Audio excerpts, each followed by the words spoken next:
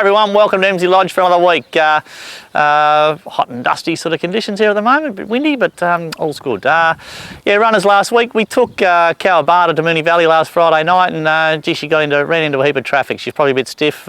She's probably going better than the horse going in front of her, and she ended up getting up on its heels, and it ended up winning the race, and she copped about 3 checks up the straight. So she probably proved that she's up to a good level of racing. She'll now head off to the paddock. We'll give her 10 or 12 days in the paddock, and she can have a little holiday. And then we'll bring her back and we'll set her for the good quality staying 3-year-old fillies races. So really exciting horse, really nice horse, and she's the exact same right type of horse that I'm trying to buy at the yearling sales, is that nice genuine staying 3-year-old type.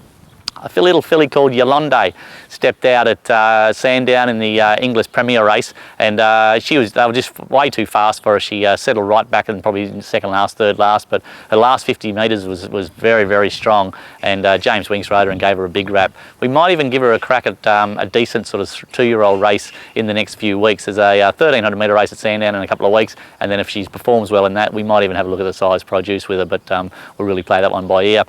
Runners this week, we'll head off to Maui on Friday, take a filly called Purball to Friday. She's, she really gets a chance in this race. There's only really one to beat, and that's the top weight.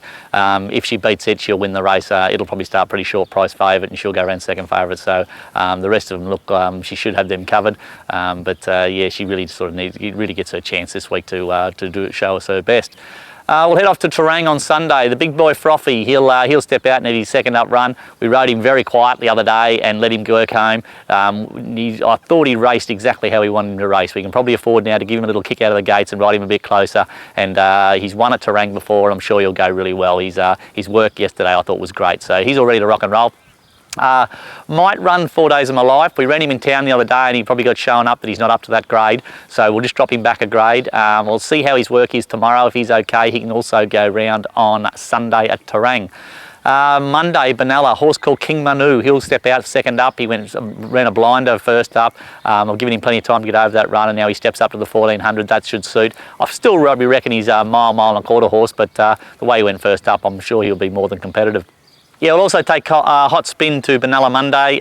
He's sort of struggling a little bit. I thought he went really good 2 starts back, and on his last start was only just. So we're just going to try and freshen him a little bit and make him a run-on miler.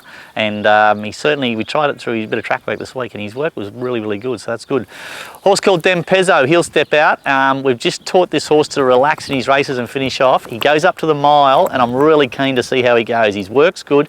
He doesn't settle enough in his track work to really get a good line on how he's going, but he tends to go a little bit revvy sort of horse. But his last start, he sort of relaxed beautifully and worked home exactly what we wanted to see. You would think going up to the mile, Benalla, that should suit him down to the ground, so pretty happy with him, what he's doing.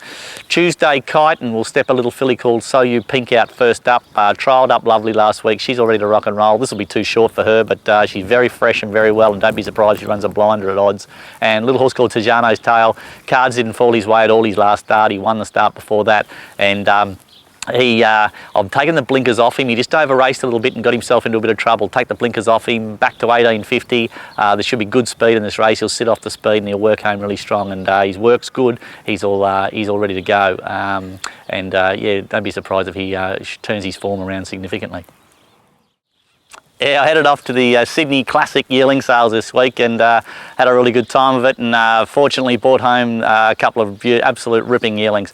A lot of times you go to yearling sales and you can't really buy the horses that you wanted. The 2 horses we brought home are exactly the type I'm looking for. That's classic staying 3-year-old type, and just absolute beauties. First filly we bought was a High Chaparral filly out of an arena mare. The mare was good enough to earn $175,000 in prize money. She was obviously a Saturday City class mare, and this filly's I reckon I've looked at 20 to 25 High Chaparrals this year, and this has been the best, and I was fortunate enough to be able to buy her. So absolutely stoked that we were able to buy her.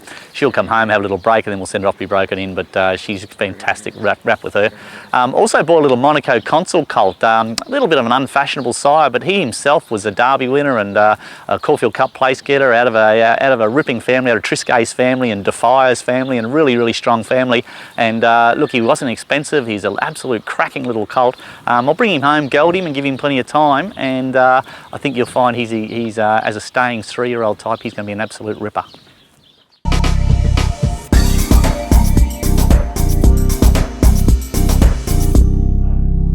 Hi everyone, not much luck last week, but let's make up for it this week.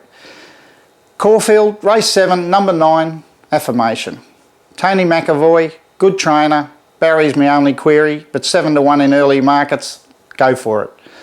Then race 9, number 2, Solicit. Good first up form, Allerton Zara, 10 to 1 plus, get on.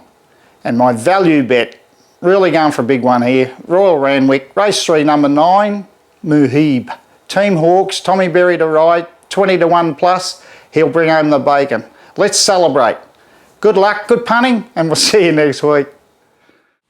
That's it for another week at Emsley Lodge. Thanks very much for watching. Yeah, pretty busy weekend racing. Got quite a few horses racing. Hopefully we can get a winner or two out of that. It'll be fantastic. Yeah, go on our website and check out our young horses we've bought. You know, we're heading along the policy of, you know, trying to buy this classic 3-year-old type. So by all means, if you've got any friends that you think might be interested, flick our video around to them and show them, and certainly get them to have a look at our horses available on our website. Until next week, see you later.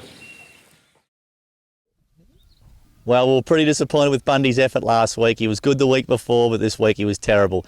We've sacked him as the Geps tipster, and we brought in Bluey McGrath. He reckons he knows what he's talking about. So here's Timmy to give you some sort of idea on what he... Well, a couple of our so-called experts have really let us down the last few weeks with a hot tip. We'll see what we got this week to... hang on, let's see who. That's it for another week. We've got a couple of guys coming this week to have a bit of a look at putting in a pool here at the farm, which will be a really good asset to us down the track.